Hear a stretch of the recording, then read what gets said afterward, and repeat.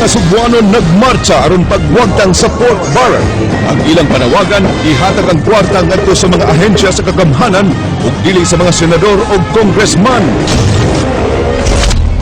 Mga buyag, girekomendar nga ibutang sa agyanan sa mga barko sa Port of Cebu aron malikayan ang panagbangga sa kadagatan. Pulis sa Mandaue gitudlo nga nangulata og labandera samtang iyang giimbestigar sa pagkawagtang sa usa ka singsing.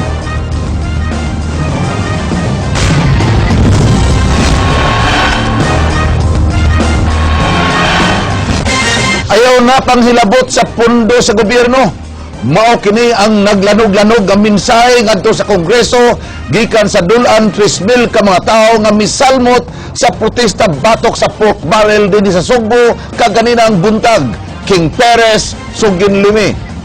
Inay nga mamahuay karong sayo nga kabuntagon, isip holiday karong adlaw, giduan ka mga Subuanon ang naglakaw karon diri sa Osmeña Boulevard padung sa Plaza Independencia. Subay silang panawagan nga wagtangon ang Priority Development Assistance Fund kon PDAF o labing inila nga pork barrel nga nahimong kontrobersyal karon tungod kay gingon kining tinugdan sa korupsyon sa pipila ka mga congressman ug senador sa kauluhan.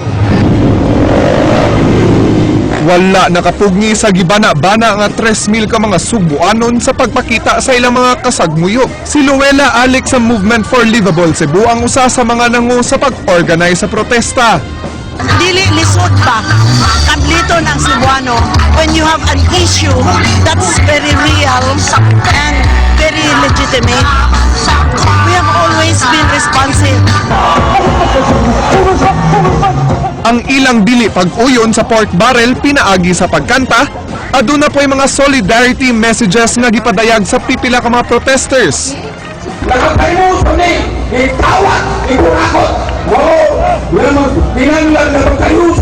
Should be channeled direkta sa local government unit. Kung di may mo manggali, apportionate dito sa barangay mismo.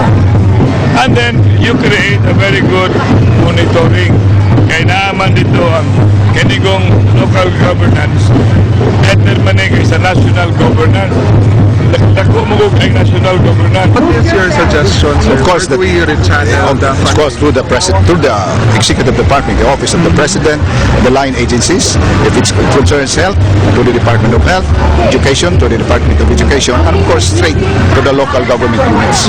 Tanang mga pondo para sa pork barrel, idiretso ni siya sa mga local government units, ihatag ni sa mga eskwelahan, greater subsidy sa atong edukasyon, increase sa mga sweldo sa mga state workers. No, no! Hoy, hoy, hoy!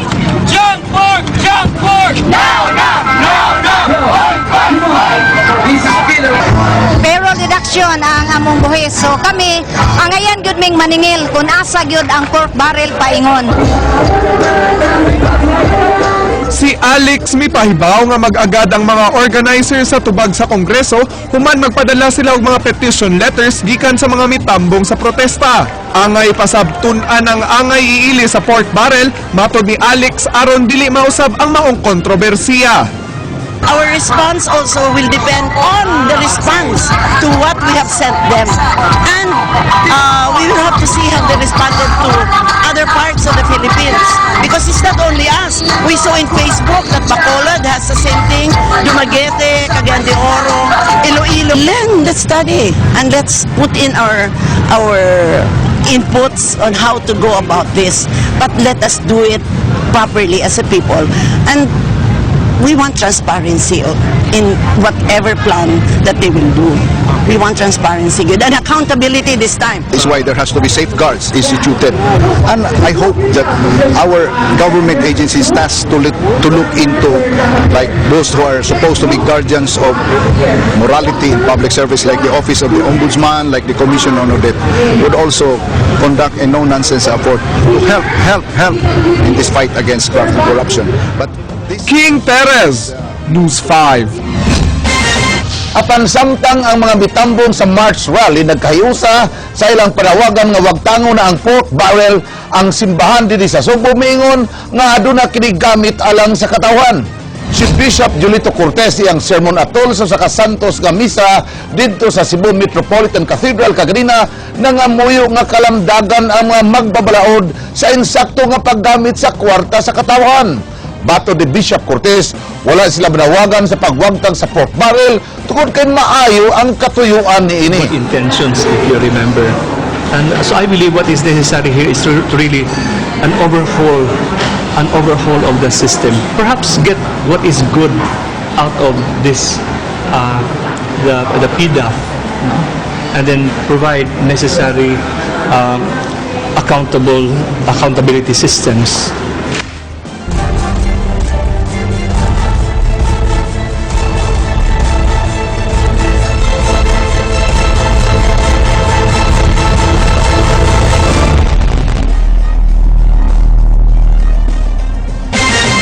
Gisusi sa mga sakop sa Special Board of Marine Inquiry ang Lawis Ledge sa isla sa Mactan aron sukaon ang kahimtang sa mga agianan sa barko pasulod o gawas sa Port of Cebu. Ilang girekomendar ang pagbutang og mga buya aron mahimong timaan sa angay nga agianan sa sakyanan sa kadagatan. Andrea Patenia, Suginlimi. Sakay ang barko sa Philippine Coast Guard milawig sa kadagatan ang Special Board of Marine Inquiry kun SBMI kauban ang mga sakop sa media kaganiyang buntag aron mo pahigayon og ocular inspection sa dapit kung diin hitabo ang Cebu Ship Collision niadtong Agosto 16. Tumong mo ang ocular inspection dinhi mismo sa collision site sa may Lawis Ledge mapaghatag sa Special Board of Marine Inquiry ug mas klarong visualization sa kung unsa gyud ang nahitabo atol sa panagbangga sa duha ka barkong MV St. Thomas Aquinas ug MV Sulpicio Express 7. Matud pa gamiton sab kini nila sa pagtugma sa mga testimonya sa ilang mga giimbitar nga resource person atol sa ilang SBMI sessions. Ma-validate natin and to eliminate extraneous information na hindi naman nagko-contribute dun sa fact-finding. Gawa sa pag-imbestigar sa collision site, giobserbahan sab nila ang maritime system sa may Lawis Ledge ug ilang nahukman nga kinahanglan gyud ang pagbutang og mga buya aron pagbuwag sa inbound ug outbound lane ug pagbutang og vessel traffic monitoring scheme. Well, that would become part of our recommendation. Ano po, sir? Yung presence ng mga boya dito sa channel. So it will be easy for the ships to navigate. Sa yun ni gipatawag sa SBMI ang lain na sab nga kapitan sa Ocean Jet 8 nga si Vel Dumagit. Kay numduman nga sa wa pa nagbangga ang MV St. Thomas Aquinas ug MV Sulpicio Express 7, mi overtake usa sa cargo vessel ang TransAsia 9. Apan nasayran nga atol sa nahitabong pag-overtake, milusot sa tunga sa Sulpicio ug TransAsia ang Ocean Jet nga gikan sa Tagbilaran padung Cebu City.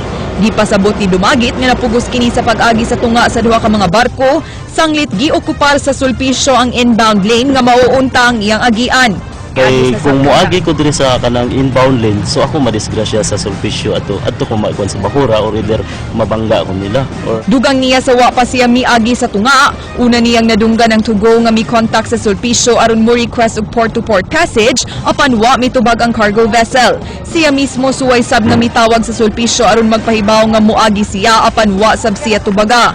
Hinuon niyang giangkon nga samok gyud kaaya ang Channel 16, mao nga misugyot siya sa pag-regulate niini aron di na makasud ang mga civilians.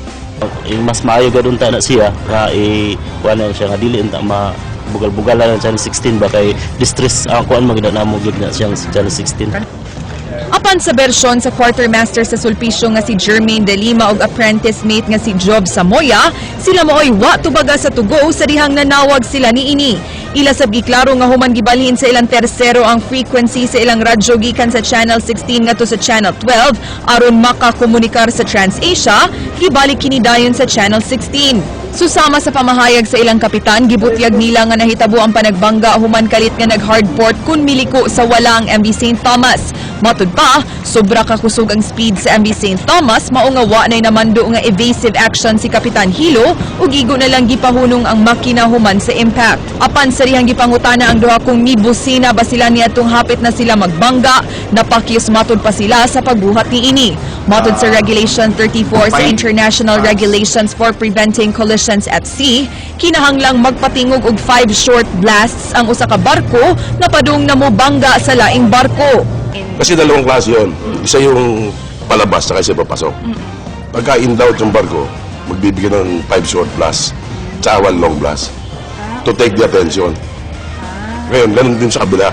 Meron din siya bibigay. So, pag nabigay yun, gagalaw na sila pareho. Usasab sa mga error sa Sulpicio mao ang kapakya sa kanunay nga pagplot sa posisyon sa ilang barko ug ang sobrang pagsalig sa GPS kun Global Positioning System. Matod sa SBMI, di 100% accurate ang GPS ug mao kini ang usa sa mga hinungdan nga maabot sa sayop nga lane ang usa ka barko. Andrea Patenia, News 5.